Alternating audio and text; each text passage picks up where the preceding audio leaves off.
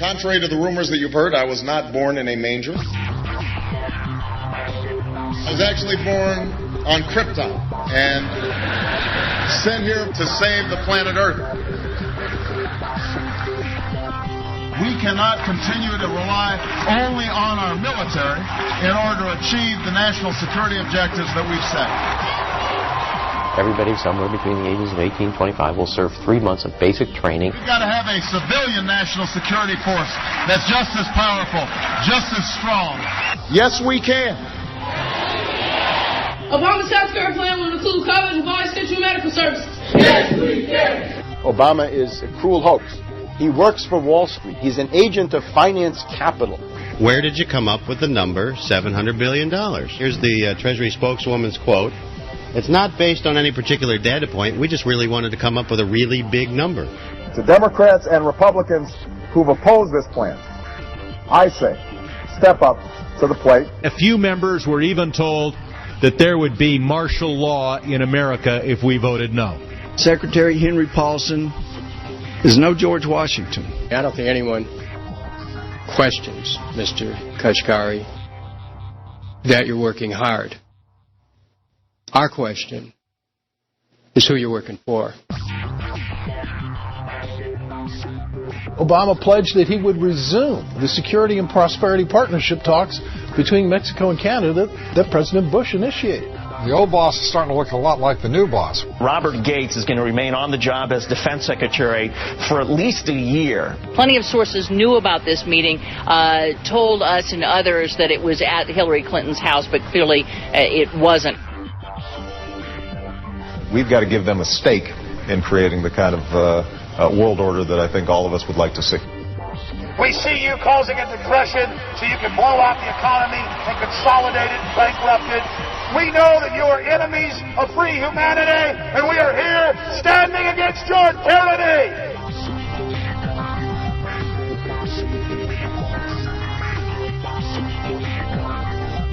The Obama deception. The truth strikes back.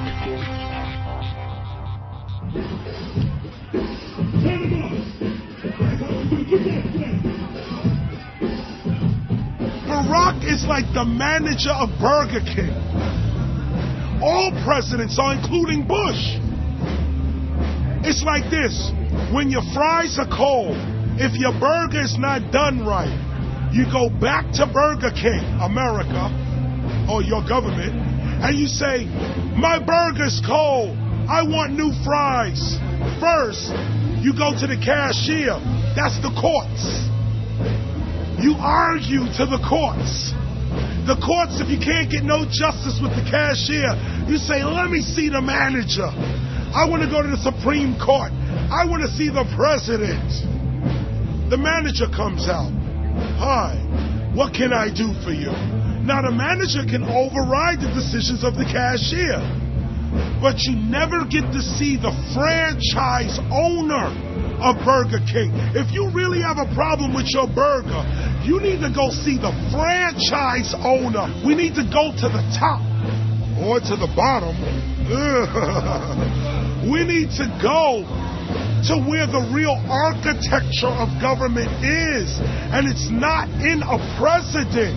It's in a global scheme. Politics in America today is identical to pro wrestling. And what I mean by that is, in front of the cameras and the public, we all hate each other. I'm going to kick my opponent's butt. I'm going to whale him from here to high water and beat the crap out of him. Yet behind the scenes, we all are friends going out to dinner. Went to dinner together. And it's all a work. All intermarried. Show business. It's showbiz. And that's what you have today in politics. The Democrats and Republicans aren't really opposed to each other. Left and right mean nothing. The only thing that counts is, are you working for Wall Street or are you trying to defend the people against the financiers? It's pretty obvious that there's some gigantic financial institutions that have been pulling the strings of politicians in this country for a long time. And there's the fact that we have it set up where they can donate millions of dollars to these guys' funds, these guys' campaigns. I mean, how do we not expect it all to go bad? America in 2009 was desperate for change. The past 8 years have been a disaster. Those weapons of mass destruction got to be somewhere. Maybe under here.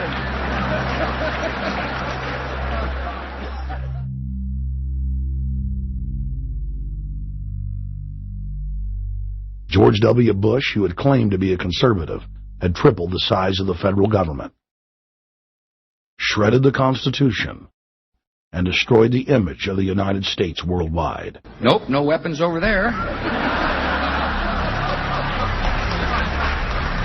Endless wars, over 1 million dead Iraqis, and more than 5,000 dead U.S. troops. The Patriot Act, warrantless domestic wiretapping and spying, the end of Posse Comitatus, the rise of the treasonous North American Union, a deepening recession, sliding towards total economic collapse. These factors and other abuses had the American people in a state of panic for their future and the very existence of the United States. The elite were in trouble. The people were beginning to see through their facade, past their front man, and to the ruling elite behind the throne. For the first time in U.S. history, both parties were universally hated. Congress had a 9% approval rating. The globalist agenda had stalled. And then, onto the scene came a man who promised change. Change we could all believe in. Barack H. Obama promised to end the war and bring our troops home fast. He pledged to uphold the Constitution and to stop the federal government from spying on the American people. Candidate Obama told American workers that he was going to get them out of NAFTA and GATT. And he's already breaking those promises.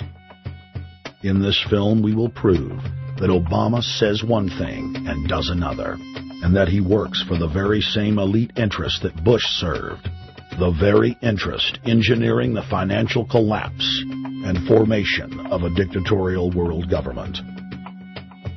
This film is not about left or right. It is nonpartisan. Our past documentary films are among some of the most damning indictments of George W. Bush and his administration that have ever been made. If humanity has any hope of effecting real change for the better, it will not come from the Madison Avenue false reality makers who have cast Barack Obama as the savior of the world. To alter our course from tyranny to liberty, to defeat the corrupt elite, we must get past the puppets and confront the real power structure of the planet. Now we can see a new world coming into view. A world in which there is the very real prospect of a new world order. Webster Griffin Tarpley is an accomplished geopolitical analyst and historian. Among his scholarly works are the unauthorized biographies of George Herbert Walker Bush and Barack Hussein Obama. Since Bush the elder made his speech at the United Nations back in September of 1990 talking about the New World Order, I think I've become confused about what's actually going on in the world. The New World Order is a more palatable name for the Anglo-American world empire. It's the planetary domination of London, New York, Washington over the rest of the world. It's hard to get people to join that or think they have a part in it if you call it the Anglo-American world empire. If you call it the New World Order, then people in India or someplace like that or the European Union might think, well, there's something in that for us too. But that's not what it is. It's the Anglo-American New World Order. It's really the old world order. It's the British Empire morphing into the American Empire. The U.S.-British world empire is what you're going to get. Combines of powerful men have always battled with each other over the levers of power. Gerald Celente is recognized as one of the world's foremost trends forecasters and is the founder of the Trends Research Institute. People that are knowledgeable know that the fight that this country has been waging since its inception is for the central bankers not to take over the country. And that's why people like Andrew Jackson were elected. And that's why people revere people like Thomas Jefferson and others. The takeover's happened. And it's a corporate takeover. Agents of the Bank of England attempted to assassinate President Andrew Jackson on multiple occasions because of his resistance against a private central bank being set up in the United States. And it was something that Abraham Lincoln warned. And this is, by the way, why I believe he was assassinated. This is the Lincoln quote. The money powers prey upon the nation in times of peace and conspire against it in times of adversity. It is more despotic than monarchy, more insolent than autocracy, more selfish than bureaucracy. I see in the near future a crisis approaching that unnerves me and causes me to tremble for the safety of my country. Corporations have been enthroned. An era of corruption will follow, and the money power of the country will endeavor to prolong its reign by working upon the prejudices of the people until the wealth is aggregated in a few hands and the republic is destroyed. Wall Street has killed Main Street. So I know how unpopular it is to be seen as helping banks right now, especially when everyone is suffering in part from their bad decisions. I promise you, I get it. Up until about the Kennedy assassination and the beginning of the war in Vietnam, the United States is a very powerful engine for world progress. It's the assassinations, the Kennedy assassination, and the others in the 1960s, the beginning of the Vietnam War, and the beginning of the absolute domination of the Wall Street Group over every other interest. Nobody else counts except the Wall Street money masters. That has now made the United States into no longer a force for progress, but something very different, often a force for destruction in the world. The military-industrial complex has taken over the country along with the Wall Street gang. If you look also at the people that Obama has put on his appointments list, it's all Wall Street. It's government of Wall Street, by Wall Street, and for Wall Street.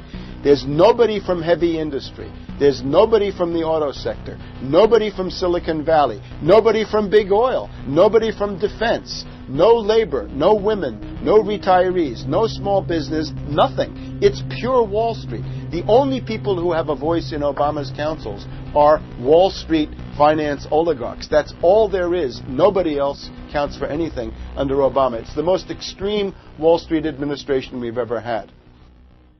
Before his death, President Woodrow Wilson apologized to the public, regretting that he had been deceived by a group of international bankers and the country's financial system had fallen into their iron grip via the Federal Reserve Act of 1913. Whether sought or unsought by the military-industrial complex, the potential for the disastrous rise of misplaced power exists and will persist. Dwight D. Eisenhower, he warned the people that the military-industrial complex was taking over the country. Only 3 years after leaving office, President Eisenhower's prophetic warning concerning the threat posed to our system of government by the military-industrial complex came to pass. President John F. Kennedy had enraged the entire elite network. Now, Kennedy was brought in as somebody who was expected to be a puppet. It was thought that his pro-Nazi father, Joseph P. Kennedy, the bootlegger, the speculator, would guarantee that Kennedy would be obedient to the establishment. They thought that Kennedy was a sex maniac who could be manipulated through all of this, but it turned out that through his personal suffering, Kennedy had discovered a personal sense of himself which went beyond just being a puppet, and he began to think about things like economic recovery, world peace, having a space program, making deals with the Soviets, cutting the Federal Reserve down to size, and a whole series of other things. Executive Order number 11110, signed by President Kennedy, began the process of abolishing the private Federal Reserve. Kennedy was also pushing for real civil rights reform and had begun the process of pulling the troops out of Vietnam. The last time you had an actual president was Kennedy. The oligarchs took swift and decisive action. When John Kennedy attempted to take the government back from the robber barons, he was brutally murdered. The message to future U.S. presidents and leaders across the world was clear: do as you're told or die. John Fitzgerald Kennedy was the last true president of the United States. And until the globalists are removed from power, we will never have another real one. The other thing about the American presidency you've got to remember is that this is a puppet post. It's automatically going to be a puppet post. The idea that Obama is somebody who's going to come in and exercise real authority when he's obviously been chosen and given everything that he's got by these financiers. Presidents are now little more than corporate pitchmen who take all the political heat, while the controllers remain in the shadows, safe from public scrutiny. Hip-hop icon KRS-One is not just known for selling millions of albums. He has led a tireless crusade against youth violence and has been a strong voice for human rights. If they controlled it before, what makes you think they're not controlling it now? The country was on a verge of revolution. They threw a black man up. Now we like this. They give him the money. They give him the bundling. They give him vote fraud. They give him the media whores. They give him goons. They even have elected officials making threats to put people in jail if they criticize Obama in public. All of this is the mark of a puppet. And that means that he is a puppet, actually more of a puppet than anybody else, more of a puppet than Mrs. Clinton would have been, even more of a puppet than McCain. He's the maximum puppet that we've had certainly since Jimmy Carter. They put a black face on the New World Order, and now we all happy. KRS ain't buying it. In the real executive power structure, the president serves the military-industrial complex. It's self-owned by the international bankers. If there's a revolution, the population just throws out the prime minister or president. The elite stays in power because the public is never aware of who the real enemy is. In Evian, France in 1991, standing before the Bilderberg Group, the apex of the world government power structure, David Rockefeller defined the New World Order as a system of world government serving the international banking elite.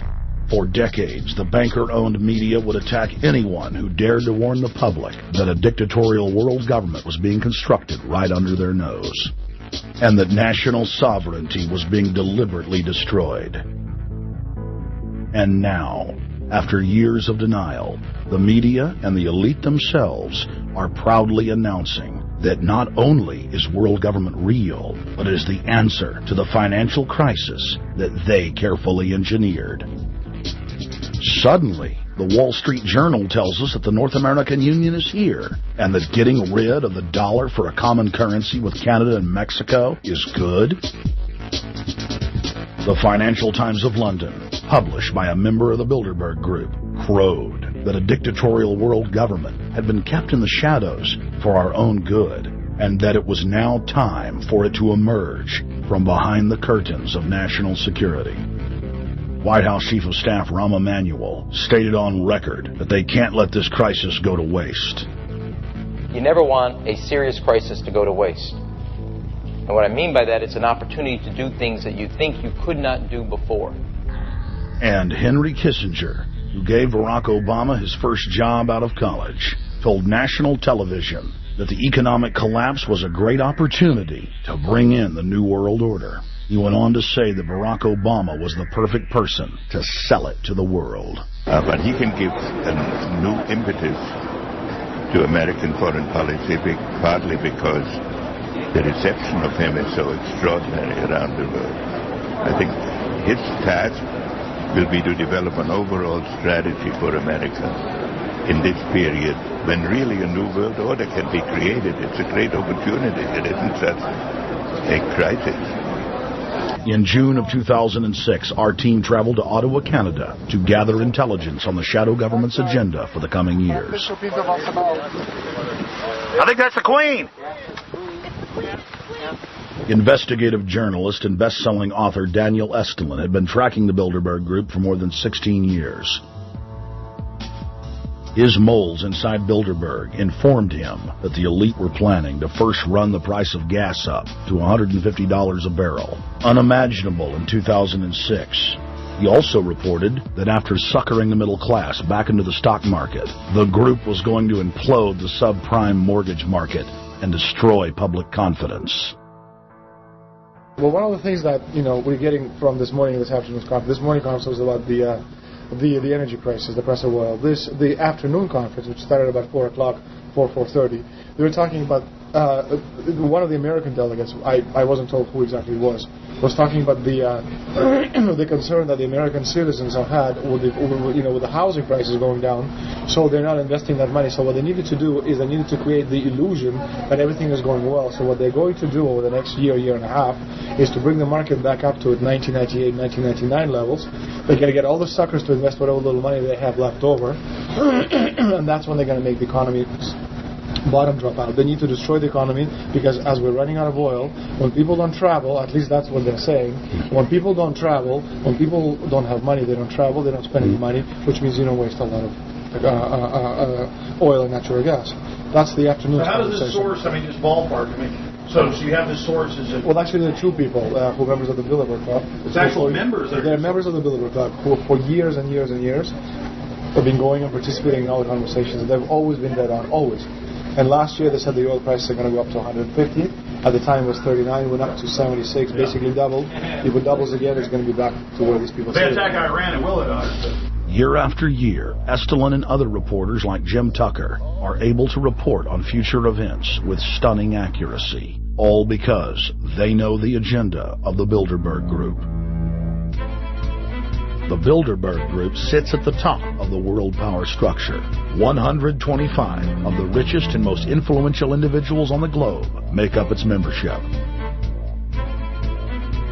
From Istanbul, Turkey to Chantilly, Virginia, we have tracked the elusive Bilderberg Group. Bilderberg always insist on a media blackout. By June of 2008, we had already figured out that Barack Obama was the elite's puppet of choice. The national media claimed that during the weekend the Bilderberg Group was scheduled to meet, that Obama had speaking engagements set for Chicago and the Midwest. We knew better. In a classic bait-and-switch, the Obama campaign told the press corps to get on Obama's campaign plane, and that Obama would join them on the flight to Chicago. Campaign staff then slammed the door shut. The fawning press had been shanghaied as Obama's campaign aircraft lifted off without Obama. Robert, why were we not told about this meeting and that the senator wouldn't be on our flight until the doors were shut and we were about to taxi to take off? Again, we had a desire, Senator Obama had a desire to do some meetings. Others had a desire to meet with him tonight in a private way, and that's what we're doing. We set up these meetings. They're being done tonight. Again, Is there more than one meeting? Is there more than one person with whom you... I'm not going to get into all the details of the meetings. I don't know that I've got a ton more different answers for all of your questions. Obama wasn't going to Chicago. He had a meeting to attend, a secret meeting. Initially, it was believed that the secret meeting took place at Clinton's Washington, D.C. home. Obama's spokesman denied that, but won't confirm where the former rivals met. He also declined to comment on their topics of discussion. For a day and a half, the mainstream media engaged in a wild goose chase, trying to find out where Hillary and Obama had gone. 3 cover stories later, the corporate press had to admit they had no idea where the 2 candidates had gone. And to this day, Clinton and Obama aren't talking. Plenty of sources knew about this meeting, told us and others that it was at Hillary Clinton's house, but clearly it wasn't. In 2008, the trail led us to the Westfields Marriott Hotel, right outside Washington, D.C. We just flew into Washington, D.C. We're driving to the Westfields Marriott. Tomorrow, the hotel's closed throughout the week into the weekend for the Bilderberg Group meeting. We're going to check in the night before. They're going to kick us out tomorrow. So we're going directly into the belly of the beast. The hotel will be filled with at least 5 spy agencies. CIA, Defense Intelligence, Mossad, European Union Security. We checked into the Westfields Marriott 48 hours before hotel guests were scheduled to be thrown out ahead of the annual meeting. The building was nestled in the heart of the military-industrial complex, with the National Reconnaissance Office and Raytheon just a stone's throw away.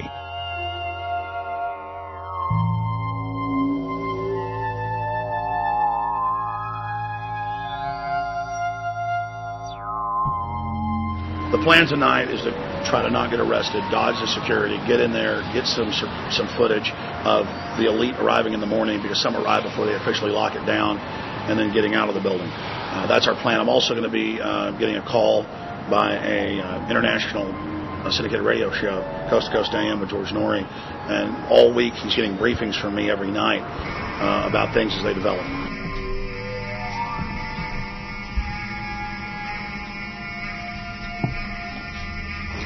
George, we're sitting here in the room. As the phone rings with your producer, Tom Danheiser, to put me on, the fire alarm goes off. So everybody is exiting the building. I know this is a setup. They timed it exactly when this happened. Open the door. I want them to hear the fire alarm. Open the door. I want people to hear this live to the 16 million people listening.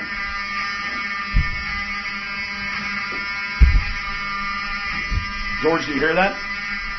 Now, they're going to use this as an excuse. The Westfield Marriott, right outside D.C. in Chantilly, they want to use this to flush us out of here. They're very upset. Everybody that covers Bilderberg, I was detained 2 years ago, interrogated, screamed at. They said Bilderberg was upset about me, wanted to stop us. This is guaranteed. Everywhere we go, we're followed. We have another hotel across town as a base of operations. They were there questioning us, getting in our faces. We're being followed everywhere. I need everybody's support right now. I pray to God they don't try to set me up. They may have tried to concoct this in some way to say, look, they didn't leave during a fire drill, assessing me knowing I would stay and do the interview. But again, the moment the phone rang with Tom Danheiser, the moment the phone rang, the guys answered it, I'm standing there, the alarm goes off. It's going off right now. The guests are exiting the hotel out there. Of course, there's no fire. This is just absolutely insane. I noticed, too, that there was over 100 security people here today, but tonight we got back and it was a total ghost town, and this is what's insane. We have a security guy walk up to us 30 minutes ago, about 25 minutes ago, before this happened, and said, "What are you guys doing?" We said, "We're just walking around checking out the artwork in the hotel," which we actually were admiring it, but we were also going around and getting some footage. And they said, "Well, no cameras allowed." We said, "Fine." And then he said, "Yeah, we had somebody do a fire alarm a few weeks ago, and me and Rob, my camera guy, were on. Why is he telling us about a fire alarm?"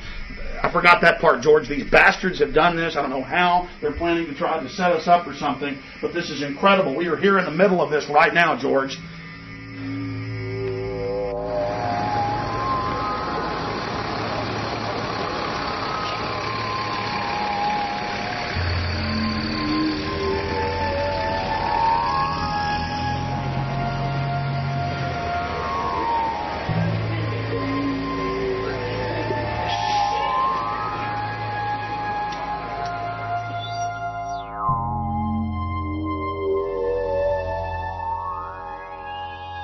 Stay there. Keep it locked.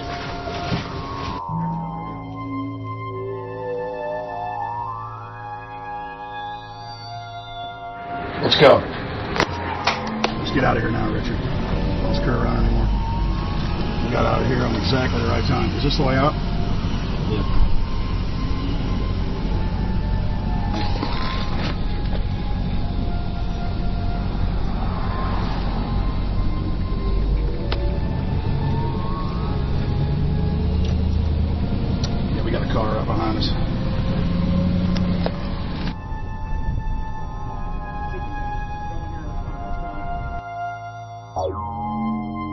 About, 5 turns and 6 turns, the same car's following us. Now he looks like he's following us into a... He came out of Bilderberg, he came out of the Westfield. Being a little bit solo, but... Not too. There he is.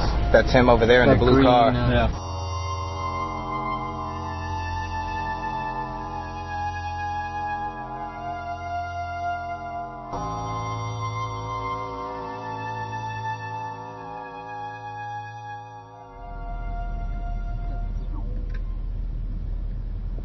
We're headed back to the Marriott here in Chantilly, Virginia, the scene of Bilderberg 2008. We successfully infiltrated the last day and a half inside, got out with some great stuff. We've been tailed, and now we're going back to cover the dignitaries, the elitists, as they arrive. And right now is the prime time for them to start arriving for the next 3 or 4 hours. We took about a 30-minute break. I'm sure we missed a few, but it doesn't matter. Because we've got scores of people that just organically are listeners, info warriors that are out here taking action.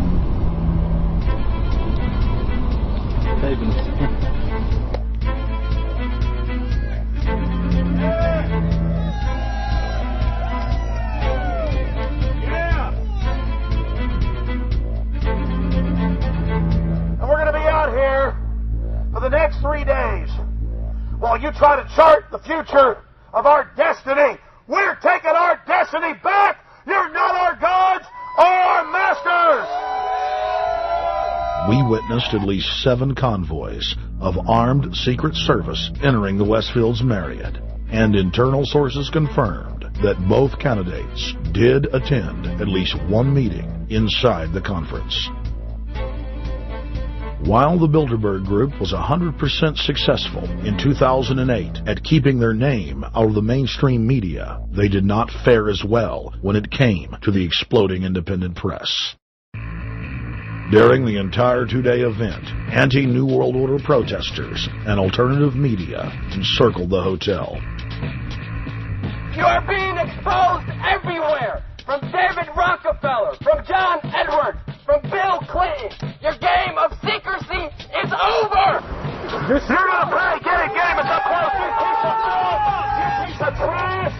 This is Bernanke, man. Bernanke, you're going down!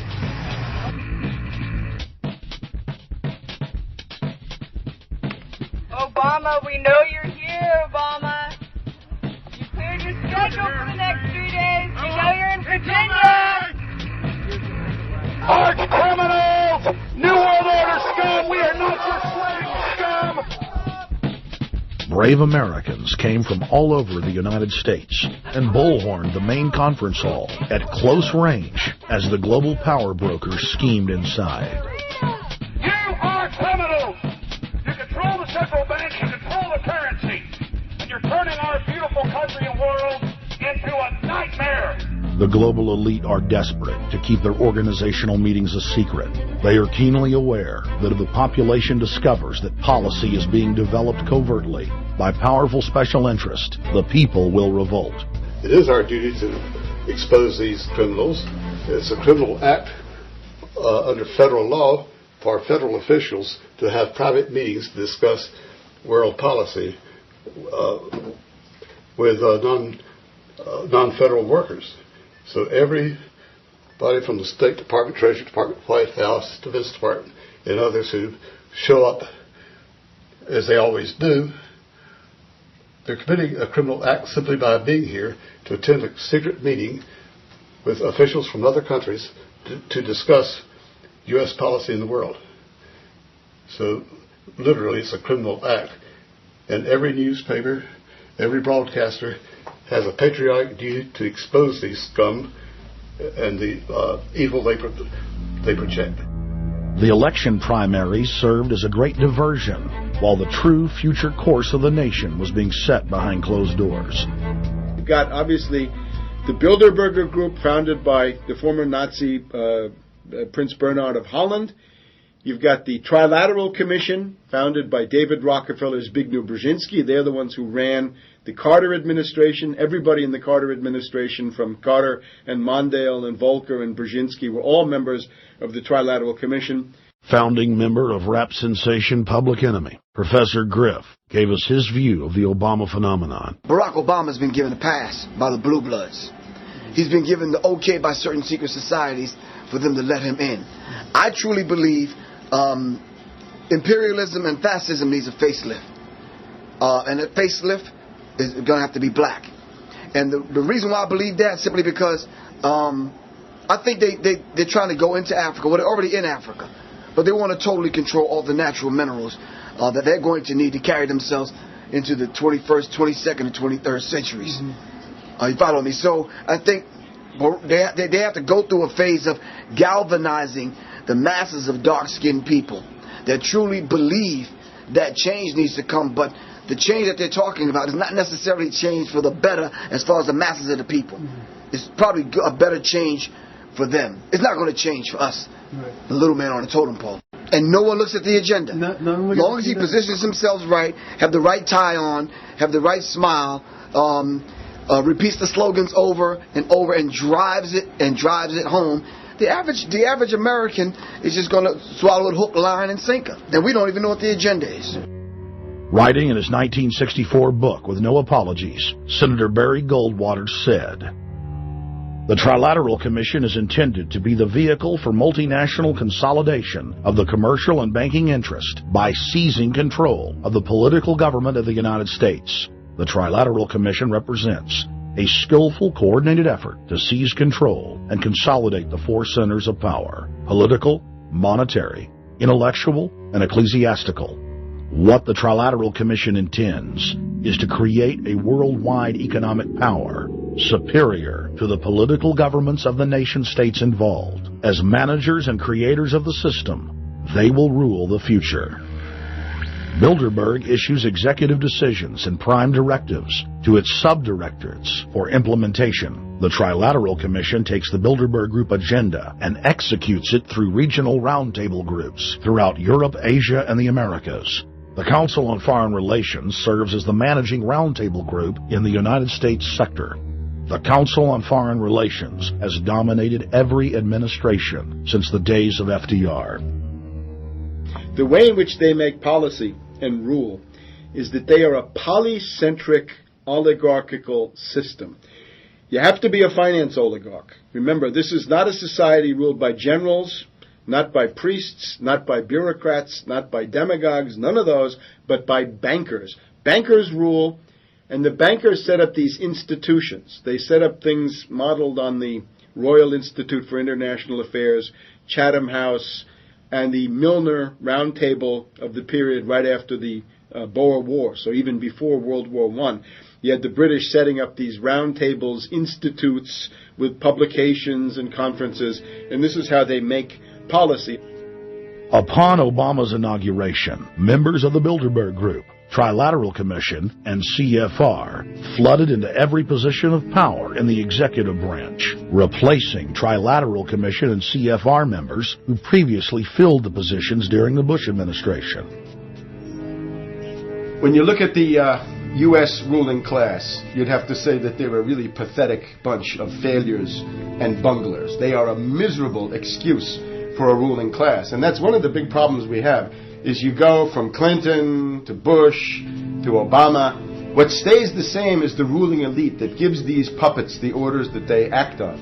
And these orders are wrong-headed, let's say, to say the least. They're basically bankrupt. They're going to lead to the collapse of this civilization. What they're doing is using the existence of the United States as a formerly powerful nation-state to act out their Wall Street fantasies of world domination and maintaining their capital structures and maintaining their system of looting. And this can't be done. So the basic question is, they've hijacked our country and you got to take it back from them. You've got to drive Wall Street out of the government, and at that point you'd have a reasonable chance of getting back to prosperity and some kind of peace and order in international affairs. We had a chance to speak with economist and author George Humphrey. They have created a power elite. And we're not talking about the millionaire down the street. You can't even be a member of their club unless you're a multi-billionaire. And friends, this is not about rich versus poor. This is about a very, very small handful of the worst criminal element on this planet, manipulating and destroying the good people of this nation and of this world. About this Obama with change. Look at the people he's put in to mastermind the economic recovery. Larry Summers. I love it. Every time they talk about Larry Summers, he's always brilliant. He's another brilliant one. He's the one that helped dismantle the Glass-Steagall Act, the banking act that was put in place in the 1930s, so the banks couldn't become the banksters that they become. In the 1990s, you had the beginning of the derivatives bubble, thanks to people like Alan Greenspan, Rubin, Summers, a lot of the people who are now back in the Obama administration. And the derivatives, I think, are the centerpiece of this entire problem today. These are the same people, Geithner from the Treasury Department. Could you imagine that? Now we have the U.S. Treasury Secretary, who also is a Robert Rubin protege of the Larry Summers Group, that dismantled Glass-Steagall and broke apart the regulations that would have prohibited the banks and brokerages from becoming these criminals. He was the former president of the New York Federal Reserve. And now he's our Treasury Secretary. And as we all know, the Federal Reserve is as federal as Federal Express. It's a private bank. And now we've put this guy in charge of it? I mean, can't be Wall Street has hijacked Washington in broad daylight. Every single one of his appointments support the status quo. Every one of his appointments are there to screw the American people. Every single one of his appointments are people who are working to bring down the Republic and the Constitution of this country. Secretary of the Treasury, Timothy Geithner, Bilderberg Group and Trilateral Commission member. Secretary of State Hillary Clinton is a Bilderberg and CFR member. She is also married to Trilateral Commission member William Jefferson Clinton. Ambassador to the United Nations Susan Rice, Trilateral Commission. National Security Advisor General James L. Jones, Bilderberg, Trilateral Commission, and CFR. Deputy National Security Advisor Thomas Donilon, Trilateral Commission, CFR. Special State Department Envoy Henry Kissinger, Bilderberg Group, Trilateral Commission, and CFR. Chairman, Economic Recovery Committee, Paul Volcker, Bilderberg Group, Trilateral Commission, Council on Foreign Relations. The Director of National Intelligence, Admiral Dennis C. Blair, Bilderberg Group, Trilateral Commission, CFR. Secretary of Defense Robert Gates, Bilderberg Group, Trilateral Commission, CFR. Deputy Secretary of State James Steinberg, Bilderberg Group, Trilateral Commission, CFR. State Department Special Envoy Richard Haas, Bilderberg Group, Trilateral Commission, and President of the CFR. Obama Presidential Advisor Alan Greenspan, Bilderberg Group, Trilateral Commission, CFR. State Department Special Envoy Richard C. Holbrooke, Bilderberg, Trilateral, CFR. And the list goes on and on. Even if Barack Obama were the most wonderful person in the world, he was groomed and brought to power by the global elite to carry out their agenda. Humanity must look past Obama and realize that presidents come and go, but the shadow government and their program of global enslavement continues. How could people be so stupid and gullible to believe a bunch of political people? So people who voted for Obama were trying to express, I think, first of all, something worthwhile. The hatred for Bush, Cheney, the neocons, the desire to punish the Republicans for their adventures, their police state, and their economic depression. The second question was on the economy. People felt that Bush was selling them down the river into a world depression. He is, of course, the new Herbert Hoover in that regard, so they were trying to get something different from that. The tragedy, of course, is, and this is really why Obama was groomed and prepared over a period of almost 30 years now, that Obama is there to frustrate and to deceive all of those hopes. Obama is a cruel hoax. He's a bogus sham. He's an absolute denial of everything that you'd expect from an American president. It is very disturbing to see well-meaning people falling for high-tech propaganda over and over again. It happened after 9/11.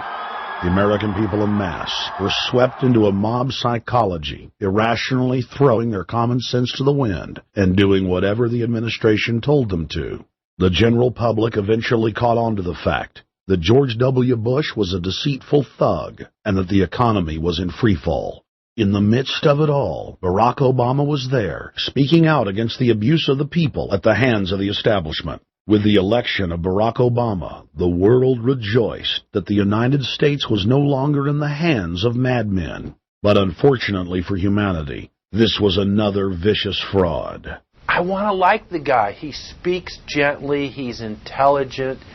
He seems to be a man of peace. He is just as charismatic as they come. But you know what?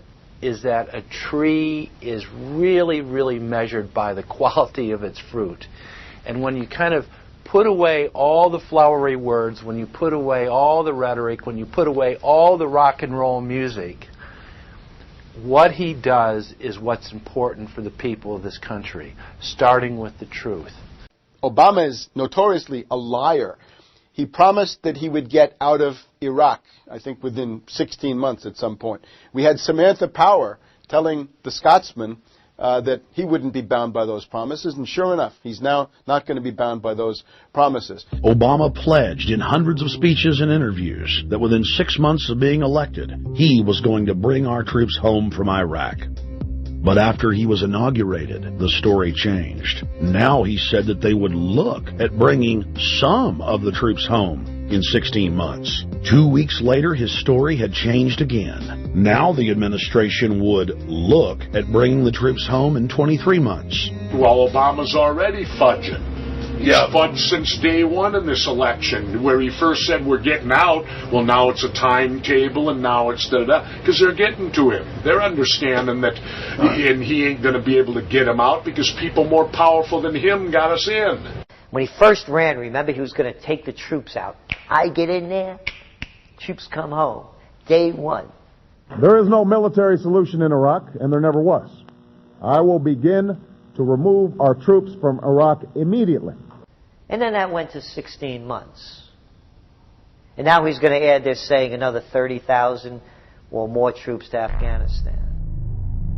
Next, he sent 30,000 more Marines to Afghanistan, doubling the total number of forces in the crosshairs.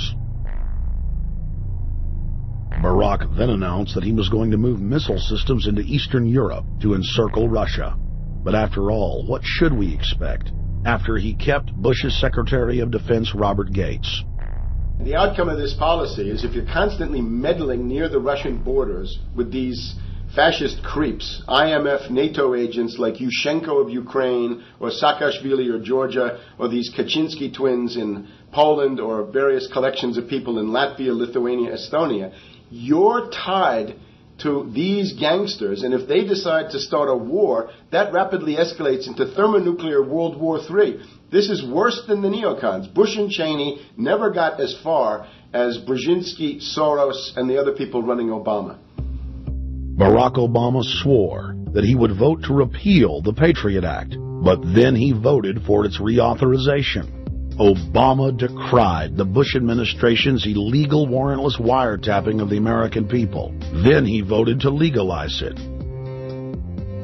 Obama pledged that he would filibuster any attempt to give retroactive immunity to the telephone companies, the telecom companies, except he then turned around and voted for that bill. Most people don't know, for example, that he voted to reinstate the Patriot Act and more government wiretapping. Candidate Obama told desperate factory workers in speech after speech that he was going to renegotiate NAFTA and GATT to make it more fair for American workers.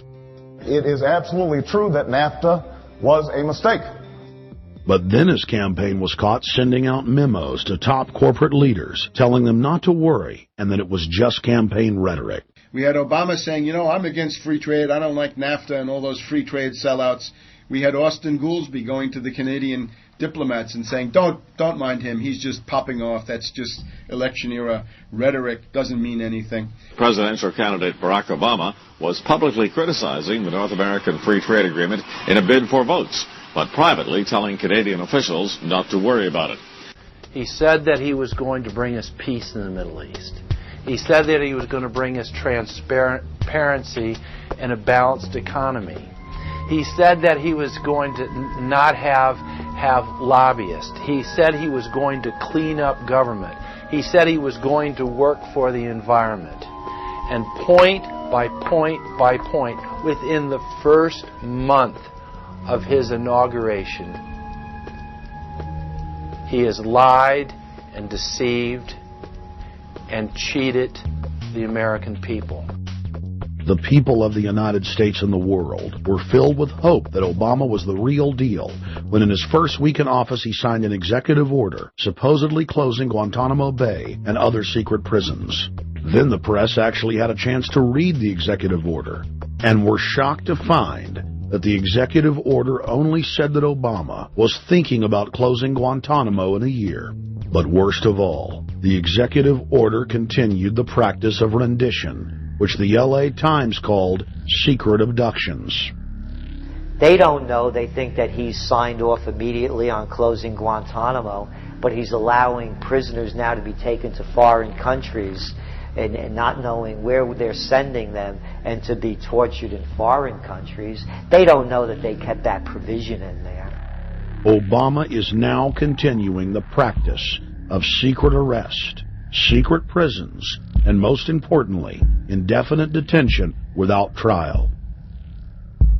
When a British High Court said that it was preparing to release secret British and U.S. torture orders that prove that the Bush administration was ordering personnel to systematically abuse detainees, Barack Obama threatened to cut off all U.S. intelligence ties to England. To add insult to injury, he stated that the program was important to national security, not only endorsing Bush's crimes, but continuing them.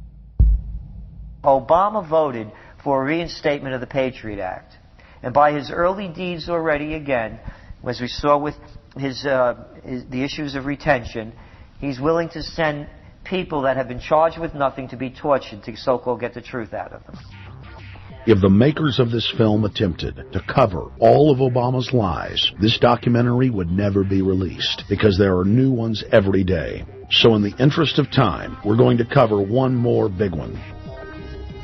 Barack and his handlers made the cornerstone of his campaign, keeping lobbyists and donors out of his administration.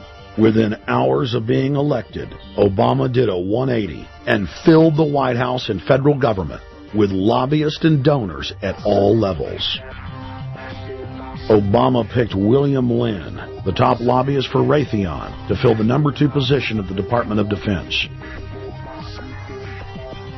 Timothy Geithner, former president of the private Federal Reserve Bank of New York, was picked by Obama to be Secretary of the Treasury. Geithner promptly crammed the Treasury Department full of lobbyists, like his Chief of Staff, Mark Patterson, formerly the top lobbyist at Goldman Sachs. Obama appointed top lobbyist to the Saudi royal family, George Mitchell, as the lead Middle Eastern envoy. Obama appointed the king of Wall Street lobbyists, Leon Panetta, to head up the CIA. Obama tapped Tom Daschle, top lobbyist for healthcare firms, to run the Department of Health and Human Services, and the list goes on and on. Then, 3 weeks into his administration, Obama launched a new lie, more outrageous than the previous. With Academy Award-level conviction, he said that he was upset about the banker bailout, which his own Chief of Staff, Rahm Emanuel, another former Wall Street executive, had engineered. Obama said that he had signed an executive order capping the CEO's salaries of those who had taken the bailout money. There was just 2 problems. All the major banks and brokerage firms were exempt, and the new order only dealt with any future bailouts. And those were to be on the honor system. What gets people upset, and rightfully so, are executives being rewarded for failure. AIG, Bank of America, and Citigroup, which have received billions in bailout money, don't fall under this plan. Only banks negotiating future agreements with the government will be restricted. But this appears to be built on an honor system, and White House Press Secretary Robert Gibbs had a hard time explaining how enforcement would work. Well, let me get, I will get clarification from Treasurer on that. Generally speaking, this is already the biggest liar and the biggest disappointment that we've seen in recent history. And again, qualitatively beyond the rather low standards set by Bush the Elder and Clinton in terms of delivering on promises. Bottom line, Obama is a fantastic actor and an even better liar. His track record is clear. He has done the opposite of everything he told the people he would do. They'll make up one lie after another. And if you believe these people, knock yourself out. I don't believe a word they say. Within 1 month of the passage of the first Baker bailout bill, the press reported that over $5 trillion had just disappeared out of the U.S. Treasury. By December, the amount of money that had been stolen had reached $8.5 trillion. The leadership of both political parties circled the wagons and would not discuss where the money had gone. Enough, man! In the Fed! In the Fed! In the Fed! Informed Americans protested the private Federal Reserve System at all 38 of their regional governorship offices. Arrest Bernanke and Paulson! Arrest all the criminals that stole the banker bailout money! It was refreshing to see people standing up against the real power structure, not being distracted by the elite's frontmen like George W. Bush and Barack Obama. We traveled to Dallas, Texas to cover We the People taking on the real enemy. Hey, I want to talk to the workers up there on the parapet. The ones smoking cigarettes that just jumped back. You're with the American people, we know that. But understand, as the workers inside, you're not in a federal government building. You're in a private Federal Reserve that uses that name as a fraud. That'd be like if my first name was Federal Reserve Jones. I'm still not the federal government. I'm not a federal agency. But if I said my name was Federal Reserve, I could go out and pay off politicians and get them to allow me to get into power so I could issue the currency and credit, and then I could buy up the world. That's what these criminals have done. A lot of people think that the Federal Reserve is already part of the government. They're not. It's controlled by cliques of unelected, unaccountable bankers meeting in secret. Most of these people have never even been through the formality of a Senate hearing or a Senate confirmation. They claim that they're part of the U.S. government. They masquerade as if they were part of the U.S. government. But in reality, this is a purely private operation. Jackals, hyenas, raptors, all of them loyal, not to the American people, but to the Wall Street banks, which is where most of them come from. Everyone is pointing to Barack right now, President Obama, as saying, you got to get the economy together. You got to get the economy together. When in fact the president has very little to do with the economy. It's the Federal Reserve chairman that at least sets the policy. That's a privately owned company, the Federal Reserve Bank. They set the agenda. These guys are masquerading as a federal institution. They are a private banking consortium, and this is their front, their holding company. The Federal Reserve is not federal. It's a front for a private banking cartel. That's on record in congressional testimony, and they're the ones orchestrating the economic collapse we're seeing right now, so that's why we're here. While at the In the Fed rally outside the Federal Reserve Bank in Dallas, Texas, we spoke with Ron Paul's brother, Wayne Paul. 1913, the Federal Reserve Act was passed, floor of the House, where 3 members of Congress were on the floor. At that time, they only needed a majority of votes to pass it. So in 1913, the Federal Reserve Act was passed. 20 years later, 1933, under Roosevelt, the United States was declared bankrupt. And in 1933, the Federal Reserve Private Bank says, okay, USA, what are you going to pledge as collateral on the debt you owe me? What happened by 1936? Does anybody know? We instituted Social Security system, and you and I and our children and our children's children were pledged as collateral on the debt of our government to the Federal Reserve. Wow. And that's where we're at today. It took 20 years to make this country bankrupt, and since then, our government has operated under emergency powers of our government. It is not the president that makes the decision in this country. It's the Secretary of Treasury who turns around and is put in there by the Federal Reserve to manage the bankruptcy. We've been in bankruptcy ever since. So to print $700 billion and to give it away, how do they get away with it? The manager of the bankruptcy is told by the Federal Reserve this is the way to go. That's where we're at today. Yes, we should point out, Congressman Ron Paul now has a huge amount of sponsors for a bill in the House of Representatives to abolish the private Federal Reserve crime syndicate. In 1913, the money power of the country was taken away from the people. By constitutional privilege, it belongs with the Congress, but it was given up in the Federal Reserve Act. The Federal Reserve is no more federal than Federal Express, but yet it has the power to determine the direction of use of money in our economy. If we could take that power back and put the Federal Reserve under Treasury, we start to be in a position of being able to control monetary policy on behalf of the United States people. The Federal Reserve is totally private, and Alan Greenspan 2 weeks ago on PBS on Lair NewsHour said on record that they are above the law, the Congress, the President, everyone. No court can do anything. We run America. What is the proper relationship, what should be the proper relationship between a chairman of the Fed and a president of the United States? Well, first of all, the Federal Reserve is an independent agency, and that means basically that there is no other agency of government which can overrule actions that we take. So long as that is in place and there is no evidence that the administration or the Congress or anybody else is requesting that we do things other than what we think is the appropriate thing, then what the relationships are don't frankly matter. Notice what Greenspan is saying. Greenspan is saying the Federal Reserve is beyond the law. And in reality, they are in practice beyond the law. Nobody, as far as I know, has ever audited the Federal Reserve. One of the first things we ought to do when we nationalize the Fed is go in there and find out the audit. Who stole money? Who engaged in corruption? There's a whole series of people going back to Volcker, to Greenspan, to Bernanke, and so forth.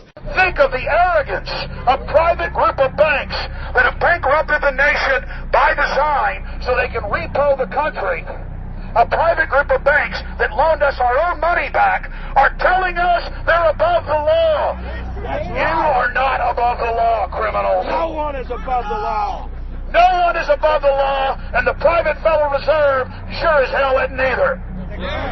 Since the founding of the Federal Reserve back under Woodrow Wilson, the Federal Reserve has struck out 3 times. They didn't stop the crash of 1929. They didn't stop the banking panic of 1932, 1933. And now they are the cause of the derivatives crisis because they're the ones who inflicted derivatives on the world with Alan Greenspan. Instead of our economy being about goods and services and real products and manufacturing, it's all about these guys, the private Federal Reserve that masquerades as a government entity who controls the issuance of currency and credit. They're the ones that have cut off the liquidity in the market. They told us have a debt-based economy. Then they cut it off once they get us under their thumb and implode the economy so they can consolidate it. And that's what they're doing right now. I mean, it's in their own documents. It's in their own statements. They claim, give us unlimited power, give us trillions of dollars with the Baker bailout bill that's already $5 trillion, not $850 billion as they say. And we'll get the economy going. But they're hoarding the money and buying up other banks that aren't part of the Federal Reserve, buying up insurance companies, buying up roads, infrastructures, media empires, defense contractors. What the banks do is they implode an economy by cutting off credit. And then once things really fall to a low, and they know the low because then they buy everything up and start then putting more money back into the economy, and then they build it back up. So they build us up and then shear us. Build us up and shear us. And they're getting ready. All over the world, they're always shearing some country, imploding it. Comes out in their own IMF and World Bank documents. That's just the foreign arm of the same cartel. And these are the people who claim to be the saviors of the economy, the people who have created every important crisis in the past 100 years, the Federal Reserve. So it's illegal, it's unconstitutional, and it's a failure. And I think the failure is what everybody can see right now. Yeah, what they do is they make you think Clinton's evil in running things. Then, oh, Bush will save us. And then, oh, Bush was evil. Now we'll be saved by Barack Obama, but he's just a puppet. But as we get deeper into this phase, when they implode the economy, they have all the money and all the control, but they also like to pose as the savior. So Obama is meant to be the savior during the Depression, and he'll save us with a 1 million person, he said, is bigger than our military, domestic spy force, a 3 million person environmental spy force. So giving people these jobs to be government bureaucrats and spies to go out and manage the other 290-something million Americans. And so this is classical fascism. The communists also do it. Any vertically integrated command and control authoritarian system does this. So they're openly following what the same group of banks did in Germany, Russia. It's in the Communist Manifesto to have a private central bank. because the private central bankers actually wrote the ideas that they had Marx and Engels put out. People go, well, why would the banks want communism? It doesn't exist. They rape us, they consolidate us, they put us into work brigades, they make us slaves, and they say it's a people's paradise. Look at it. Boy, you're really doing good. And then they transfer all the wealth of the nation offshore. The globalists are outside all the nations. That gives them safety, and they play countries off against each other. And so that's what we're facing and dealing with. And so they're bringing in classical, hardcore tyranny in the U.S., but we have the Internet. We've grown our numbers. The alternative media's exploded. That's why they're trying to move in to shut down and regulate and tax the web, but it's too late for them. They're playing in the 19th century, 20th century rules. It's 21st century, the century of resistance to tyranny. And so it's going to be one hell of a fight with the people and free humanity on one side and the New World Order on the other. And every one of you out there counts, needs to be involved in this fight like nothing you've been involved with before, because this is life and death. Everything depends on exposing these people. Everything depends on showing the people that this is the New World Order, this is the criminals. We're dealing with the king rats here, the people that are carrying out tyranny worldwide. And either they fall or we fall. Either worldwide darkness and a new age of tyranny and oppression and with a scientific overlay, or a new age of liberty and freedom and a new renaissance. The choice is the people's out there. Okay, we can tell you what's going on. You can check it out for yourself and find out it's true. But don't wait. Investigate now. Get involved now. Go out there and reach out now. We don't have time. If you're looking for the solution, look in the mirror. Look right into the mirror, because you out there, men, women, old, young, black, white, doesn't matter. It's going to be up to you if they win or if liberty succeeds and the people have a chance of having any future. These are cold-blooded eugenicists. These are cold-blooded people who think they're God, think that they're our masters, that think that we're animals. These are the guys that funded Lenin and Stalin and Hitler and Mao. These are the guys, it's all on record, that bankroll this stuff. They are hardcore vicious, and they must be resisted.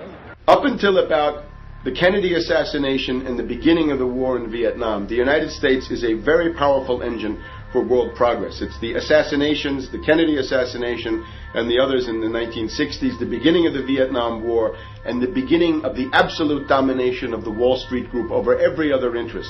Nobody else counts except the Wall Street money masters.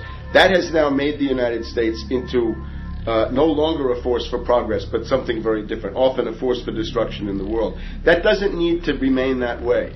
The interest of the American people is to fight to take your government back from Wall Street and make the United States a force for progress in the world, which we easily could do if we could just break the power of the people behind Obama. The main banks of Europe, which were started by Adam Weishaupt and Rothschild, the Banque Nationale de Paris, the Bank of England, the Bank of Italy, have all financed the messianic and war leaders of the last 200 years. Napoleon, Lenin, Stalin.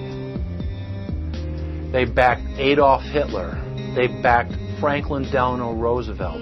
And they are backing right now Barack Obama. The banking cartel had established a beachhead in 1913 through the Federal Reserve Act. In 1947, they set up a parallel shadow government through the National Security Act. From 47 on, the national security state began the long process of absorbing federal and state bureaucracies, while at the same time undermining the constitutional power of Congress and dominating the executive branch.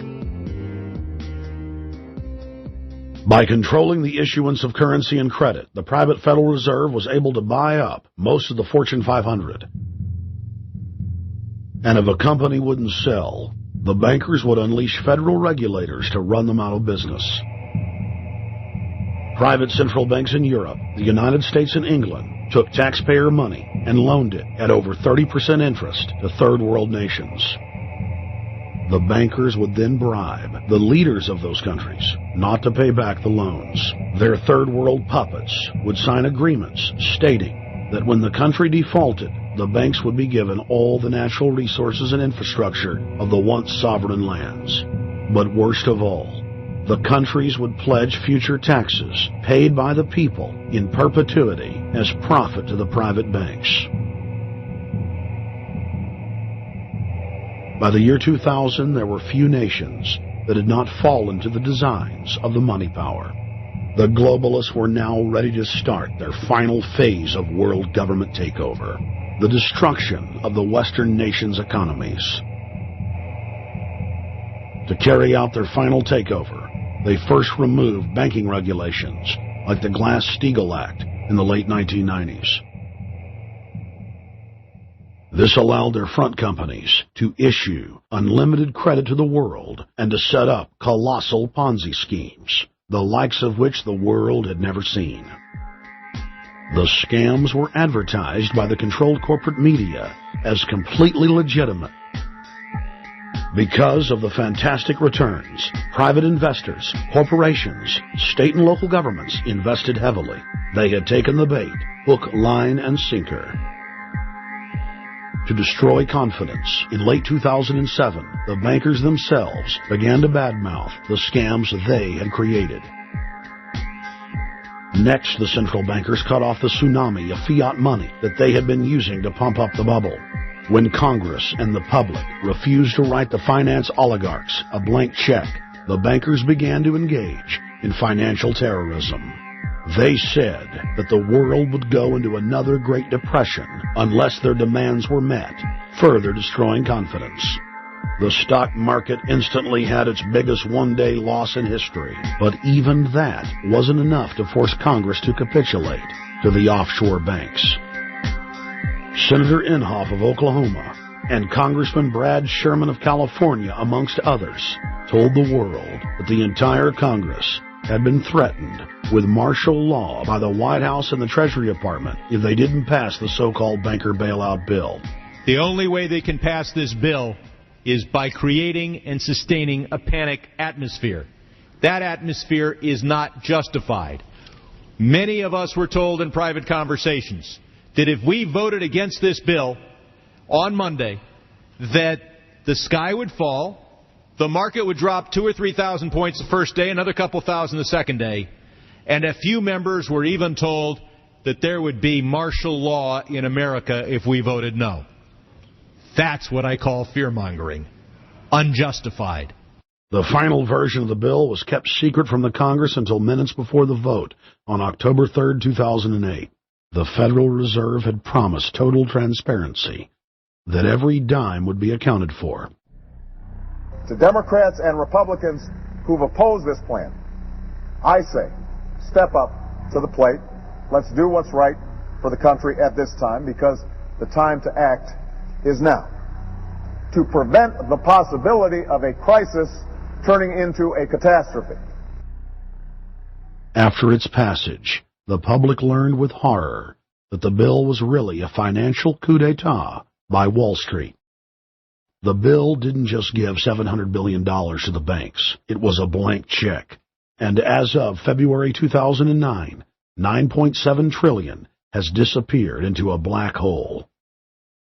Within 24 hours of its passage, Secretary of Treasury Henry Paulson said they were no longer going to use the money to unfreeze the mortgage market by buying bad debt. We went to Congress. Illiquid assets look like the way to go.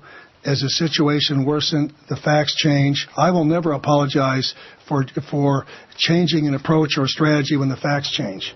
Paulson has, in the meantime, admitted that the subprime mortgage crisis is not the cause, really, of the breakdown of the entire world banking system and the bankruptcy of most of the banks in London and in Wall Street.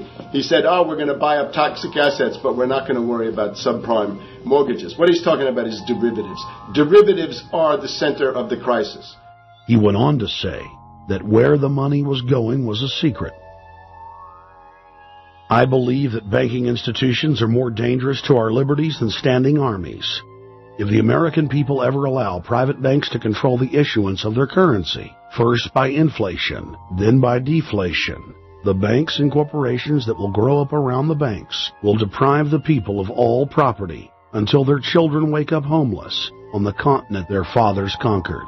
The issuing power should be taken from the banks and restored to the people to whom it properly belongs. Thomas Jefferson, 3rd President of the United States. Secretary Paulson came in with the Vice President and Fed Chairman Bernanke and made all these assurances that there was absolutely a critical, immediate need to get rid of the corrosive derivative products, all the different names for this, ubiquitous, sub-S, retraded, credit default swap, blah, blah, blah, blah.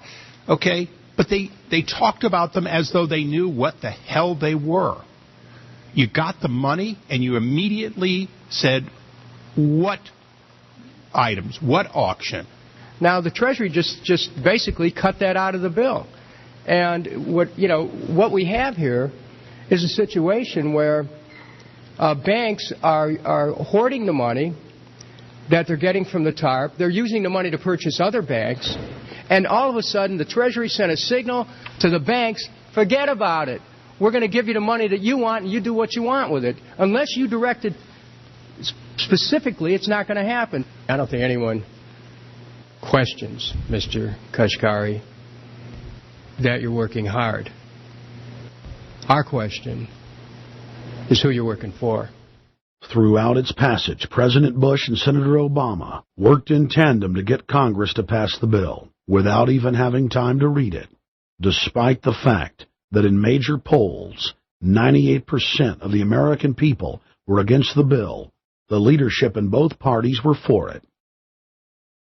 And I really want to commend Barack Obama, because as we were involved in the this and that and different provisions of the bill to persuade people, he really gave them confidence that this was the right decision for the American people, even though it wasn't, in our view, a great bill for them to vote on. I want to take a particular moment to also thank an individual who's not here, and that is Barack Obama, who made numerous calls not only to all of us, but to members of our caucus, and helped us gather the votes on the Democratic side to pass this legislation. Bankheads then bragged to the press that they were hoarding the bailout money and using it to buy up smaller, healthy banks and insurance companies. Their plan was working like a charm. Next, the central bankers loaned the federal government back $787 billion of our own money at interest for President Obama's so-called stimulus package. And just like the banker bailout, Congress was given less than an hour to read the 1,070-page-plus stimulus bill. Barack Obama, who had pledged on the campaign trail to wait 5 days before a bill could be voted on so that the Congress and the people could have a chance to read it, said that the stimulus was too important and it had to be passed before anybody could see it or read it, or the crisis would turn into a catastrophe. Doing little or nothing at all will result in even greater deficits, even greater job loss, even greater loss of income, and even greater loss of confidence. Those are deficits that could turn a crisis into a catastrophe, and I refuse to let that happen. After its Friday passage, in gangster fashion, President Barack Obama took a 4-day vacation and said that there was no rush to sign it. The spending bill was really a takeover bill, designed to further federalize the states and to pay off rich donors that had donated to both parties. As the world slid deeper into depression, the bankers celebrated the fire sale that they had created. I believe the phrase burdens of the office is overstated. Yes, can I? Why me? Oh, the burdens. Why did the financial collapse have to happen on my watch? It's just pathetic, isn't it? Self-pity. And I don't believe President-elect Obama will be full of self-pity. With their access to unlimited fiat capital, they could now buy up sectors of the world economy not already controlled by them. For over a century, the Anglo-American establishment had worked to bring the world system to this point. Artificially engineered global bankruptcy. In an address before the Trilateral Commission in June of 1991, David Rockefeller laid out the elite's ultimate goal. The supranational sovereignty of an intellectual elite and world bankers is surely preferable to the national autodetermination practiced in the last centuries. Now that the bankers were holding the world hostage, they issued their ultimatum. The only solution to restart the global economy would be to set up a planetary government ruled by a new Bank of the World. A Bank of the World owned and controlled by them. Suddenly, hundreds of prominent publications announced the solution, the people's only salvation. Time magazine, in an article titled The New World Order, said that the new super bank would control the world's currencies and set interest rates, and that the new bank would, quote, knock the heads of bad countries, like the United States. At a meeting of central bank heads and finance ministers dubbed Bretton Woods II, the plan for world government was unveiled by the very bankers that had engineered the collapse. Formerly sovereign countries would now pay their taxes directly to the banking cartel. Hundreds of new carbon taxes, controlling every facet of human activity, would only be the beginning. Now all the elite had to do was to sell the public on accepting the final phase of their takeover. And it's Obama's job to sucker the public into standing down so the bankers' agenda can move forward unhindered. Never before in U.S. history has the media gotten behind a president like they are behind Obama. The press has pulled out all the stops, bestowing a crown of infallibility upon Obama as the savior of the people. The elite are betting everything they've got on Obama's charisma and hoping that he can sell the world on their program of tyranny. Yes, there have been differences between America and Europe. No doubt there will be differences in the future. But the burdens of global citizenship continue to bind us together. A change of leadership in Washington will not lift this burden. In this new century, Americans and Europeans alike will be required to do more, not less. Partnership and cooperation among nations is not a choice. It is the only way. We've got to give them a stake in creating the kind of world order that I think all of us would like to see. In truth, Obama is not simply continuing George W. Bush's policies. He is radically expanding them. I thank President Bush for his service to our nation. This film has documented the painful fact that Barack Obama's agenda is the complete opposite of what he has claimed it to be. Now we will reveal what Barack Obama and his controllers' true agenda is. Number 1, bring the United States under the complete regulatory control of a private offshore superbank known as the Bank of the World. More than 100 new taxes are now being developed under the umbrella of curbing greenhouse gases. The new taxes will be paid directly to the private bank consortium. At the producer level, taxes will be paid on farm animals' flatulence. At the consumer level, there will be carbon taxes on all forms of meat, beef, poultry, pork, and fish. All cars will be fitted with satellite tracking boxes that will tax driving by the mile. And an added tax will be placed on all fossil fuels, including motor oil and natural gas. All plastic products will have a carbon tax added. Outdoor space heaters and fireplaces are to be taxed. All electricity produced by coal-powered plants will be taxed. Under the cap-and-trade system, citizens will be forced to pay taxes on thousands of products to private cap-and-trade services owned by Al Gore and other elitists. There will be taxes on light bulbs, water, trash pickup, air travel, train travel, bus, ship, medicine, steel production, mining, clothing, laundry, asphalt are just a few of the new taxes to be levied. But to truly transform our economy, to protect our security and save our planet from the ravages of climate change, we need to ultimately make clean, renewable energy the profitable kind of energy. So I ask this Congress to send me legislation that places a market-based cap on carbon pollution and drives the production of more renewable energy in America. That's what we need.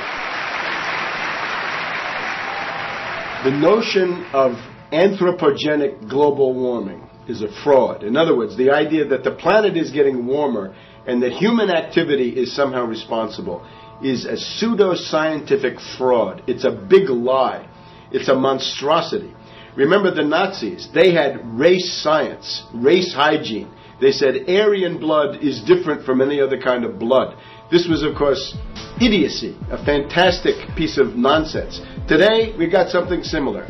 Global warming caused by human activity, and the answer to that is carbon tax plus cap and trade, according to the wishes of Al Gore, Prince Charles, and basically the entire world banking community, the world oligarchy. What they're trying to do with that is to perpetuate the current system where bankers rule the world, financiers rule the world, and the rest of us get the crumbs from the table.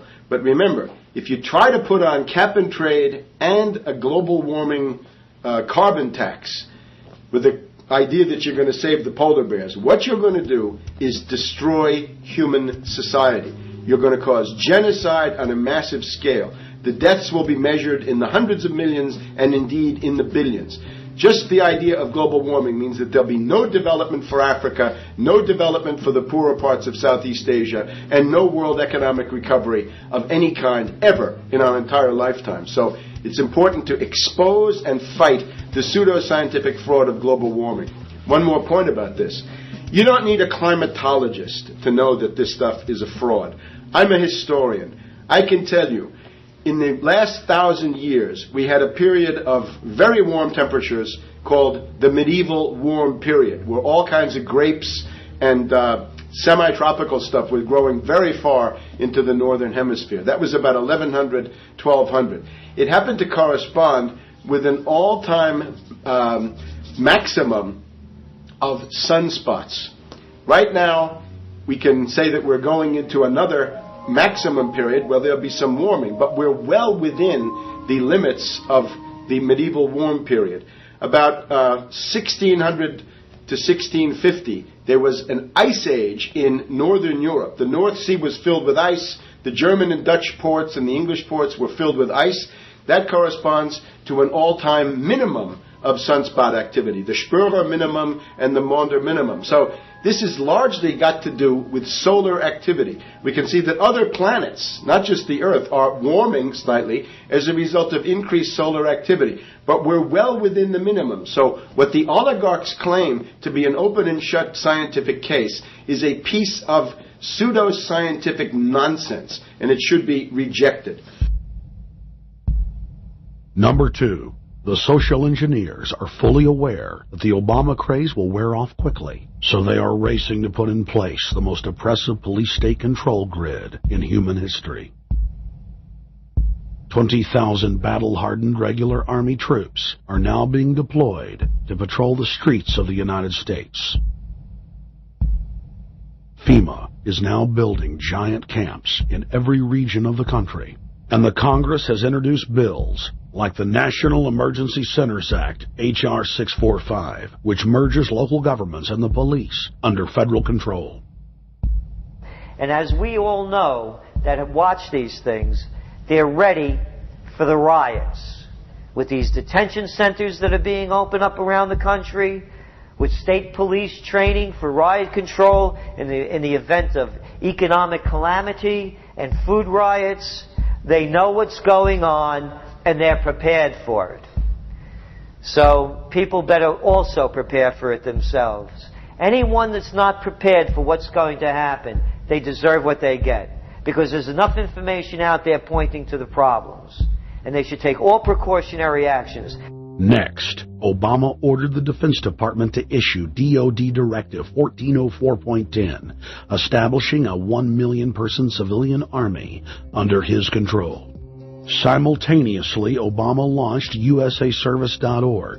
The new website deceptively masquerades as a federal agency, but in reality is a recruiting tool building a separate, completely private army outside of government that takes orders directly from Obama's controllers. Barack Obama has refused to rescind Presidential Decision Directive 51, signed by George W. Bush. The directive plainly states the president is a dictator and that Congress is ceremonial. We cannot continue to rely only on our military in order to achieve the national security objectives that we've set. We've got to have a civilian national security force that's just as powerful, just as strong, just as well funded. President Obama and his Chief of Staff, Rahm Emanuel, have repeatedly stated on the record that all Americans below the age of 64 will be forcibly conscripted into federal service. Citizenship is not an entitlement program. It comes with responsibilities. Everybody somewhere between the ages of 18 and 25 will serve 3 months of basic training and understanding in a kind of civil defense. Now, it doesn't always have to be service in uniform. One of the things that if you talk to our generals, they are desperate for is a civilian counterpart to our military forces. So is this compulsory then? Well, you have to, in a sense, it's a required of everybody, 18 to 25, 3 months, and at some point at that point you do it.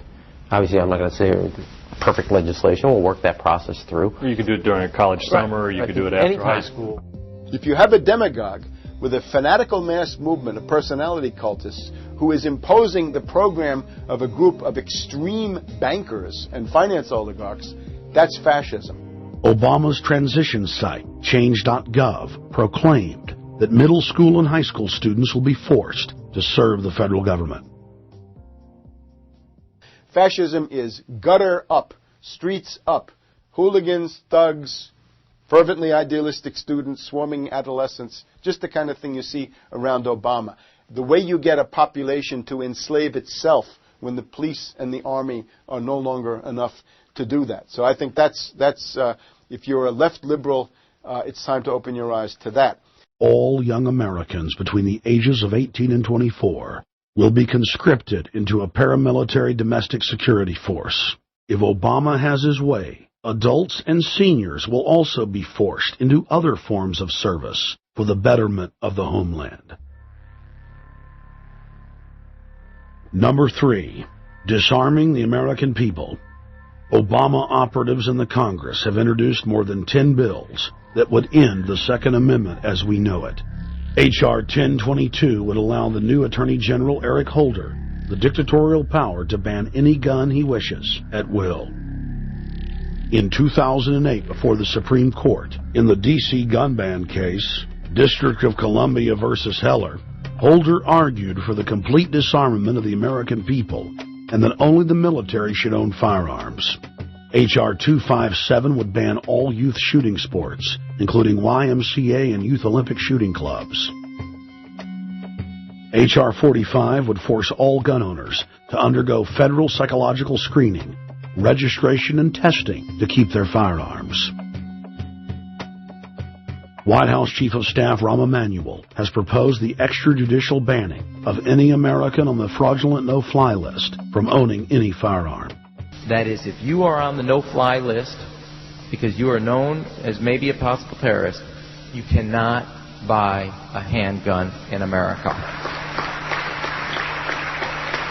Over 25,000 Americans are added each month to the no-fly list, which numbers over 1 million people who have not been charged or convicted of any crime. It's a case of mistaken identity for a 5-year-old boy from Normandy Park. He had trouble boarding a plane because someone with his same name is wanted by the federal government. King 5's Mimi Jung is live at SeaTac Airport to explain. Mimi. Lori, it's hard to believe that a 5-year-old could be considered a threat, but that's exactly what happened here at SeaTac last week when Matthew Gardner showed up for a flight to LAX. As 5-year-olds go, Matthew Gardner is about as harmless as you can get. But when he and his mom checked in for their flight at SeaTac last week, Matthew was considered the criminal. If you're on that no-fly list, your access to the right to bear arms is canceled because you're not part of the American family. You don't deserve that right. There is no right for you if you're on that terrorist list. And even though this Matthew Gardner is only in kindergarten, TSA workers still conducted a full-blown search. They searched all of our belongings. They took everything apart piece by piece. Nadia Counter says it wasn't easy being treated as a possible threat to national security. I picked up my child to give him a hug and tell him, it's okay, we're doing fine. And they reported to me that I was not allowed to touch him. He was a security risk, and they had to research me to make sure that I had not obtained any materials from him. Number 4, massive restrictions on the First Amendment guarantee of free speech. The President, Congress, and the FCC have announced plans to not only curtail speech on talk radio and newspapers, but to also regulate speech on the Internet through the Orwellian-named Fairness Doctrine. The Obama machine is also pressuring Congress to pass draconian hate speech laws that will eviscerate the First Amendment. Number 5, they plan to further federalize health care so that the government can dictate what kind of care citizens receive. Modeled after the British system, this includes rationing care and restricting what procedures the handicapped and elderly are eligible for. Number 6, Obama is already pushing to expand the Department of Defense budget and to station more U.S. troops overseas to encircle Russia, China, Iran, as well as setting up bases in Africa under the pretext of humanitarian aid, and dominate and occupy Africa through AFRICOM. So we're taking your phone call, seeing what you think of Barack H. Obama. Is he a Judas goat? Is he a front man? Is he a betrayer? Let's go to Anthony in Georgia. Anthony, what's your take on Barack Obama? They put the face of Barack Obama as part of their public relations because it's like the old folk tales about vampires. A vampire cannot force his way into somebody's house. It's against some kind of metaphysical law. So the vampire has to persuade the resident of the household to open the door and invite him in. So they're going to look at the peephole at Barack Obama, which looks like them and appears to be on their side. They're going to say, okay, here's my ally. Let me open the door and let me let this person in. And then Barack Obama is just, of course, a front man for the American empire, where he's going to have the entire U.S. Navy, the entire U.S. Army, and the entire U.S. Marines under AFRICOM command. And, of course, he's going to turn it into a new Iraq, and he's going to turn it into a new Afghanistan. Every operation that you see going on in Iraq and Afghanistan is going to propagate to the poor countries of Africa. And sir, I agree with you. Sir, I agree with you. They're looking to the people. They see a handsome, smiling African face. You know, he's all, hey, I'm from Kenya. And then it's a total bait and switch. But it's the same thing here in the United States where they would get sellout Native American chiefs to sell out their people. This is the oldest trick in the book. And he can also pacify the most downtrodden minority groups in the United States. And he's saying, hey, get ready for sacrifice. Get ready to lose your standard of living. They're like, yay, I love Obama. They could never get away with this with a John McCain. Obama basically does a couple of things. One is, again, this idea, kick the Chinese out of Africa. Kick them out of Sudan where they get oil. Kick them out of Zimbabwe where they get raw materials. Start a civil war in Congo, another big source of raw materials. Al-Qaeda, an arm of the U.S. intelligence community, is now active in Algeria, Tunisia, Morocco. You've got a destabilization going on in Kenya around Odinga. That's Obama's cousin. This is a guy who has two children. They're Obama's niece and, nephew in a broad sense. And one of them is named Raul, and the other one is named Winnie, after Winnie Mandela, who did the necklacing and political assassinations in South Africa. So this Odinga is essentially a CIA destabilizing operation in Kenya, and he's got a Odinga Islamic Alliance to crush the Christians in Kenya, but this also reaches into Ethiopia, it reaches into Uganda, Congo, Tanzania, and a whole bunch of other countries in that region. So all of Africa is a battlefield in flames between the U.S. and the Chinese, with Obama leading the charge to kick the Chinese out for geopolitical reasons. Number 7, radically expand federal control over family farms and ranches through the Animal ID and Premises ID system. Number 8, accelerate the merger of the United States with Canada and Mexico under the Security and Prosperity Partnership. He is also accelerating the transfer of remaining federal authority to unelected quasi-governmental bodies like the World Trade Organization. Number 9, Obama must convincingly play the part of the president and convince the people of the United States that the buck actually stops with him. This is critical to the globalist master plan, because in 4 to 8 years, Obama must take the blame, as Bush did, for the New World Order's horrific agenda. At that point, the elite will put a new puppet in the ceremonial seat of power and build him up as the savior, only to tear them down again and so the process is repeated over and over. For their program to work, it is essential that the people not learn that the presidency is now nothing more than theater, because if they did, the people would stop looking at the pawns and start looking for the king. Through this system of deceit, the elite's criminal agenda can continue forever because the people waste all of their political energy debating the media's spectacle instead of investigating the globalist agenda. Number 10, it's Obama's job to sell the public on globalist policies that aren't in the people's best interest. But the overlords have many salesmen. His most important function is to protect the criminal oligarchs from prosecution while they loot the economy worldwide, start new wars, and engage in torture. They're called Generation O, and they were the key to Barack Obama's White House win. During the campaign, Barack Obama used the internet like no other candidate before him, harnessing the energy of millions of his supporters. But the question now is, what to do with this young, eager, energetic army? This gives Barack Obama and his administration contact information for so many people, so next time he needs to push his legislation, he can contact all these people. Kennedy-esque. I feel as though this was like when John F. Kennedy was elected. Shouting, smiles, and tears. It was the scope of Obama's victory that was most impressive. I saw a photograph of Obama playing basketball, and I said, you know what? I see him as a leader, and that's the world that's in his hands. Own a piece of history, commemorating the day the world changed forever. His confident smile and kind eyes are an inspiration to us all. In summation, Barack Obama is a Madison Avenue created fad. All of the crazed Obama worship, being pushed by the corporate media, is scientifically designed to capture the public in a net of peer pressure mass euphoria. If the New World Order can just distract the public for a few more years, the elite can finish constructing their police state control grid. Now, a lot of times, we don't want to know the issue. Right. We don't want to know the issue. We feel, what do you call this thing where you get this false sense of gratification, but because a black man is in office, everything's going to be all right. No, everything's not going to be all right. Yeah. Until you look into the agenda and what the Democratic Party has been about, is about, and will be about, regardless if Barack Obama is the president or not. And that's real. Barack Obama is the perfect Trojan horse.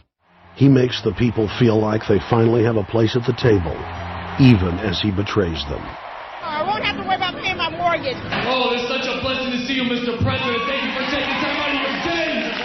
Never in my life will things like this ever happen. Sadly, many Obama supporters can't see what's right in front of their faces because they've already invested their very identity in this artificially created cult movement. Throughout history, it has happened over and over again. People turn their intellect over to cult of personality mass movements, and it's happening again.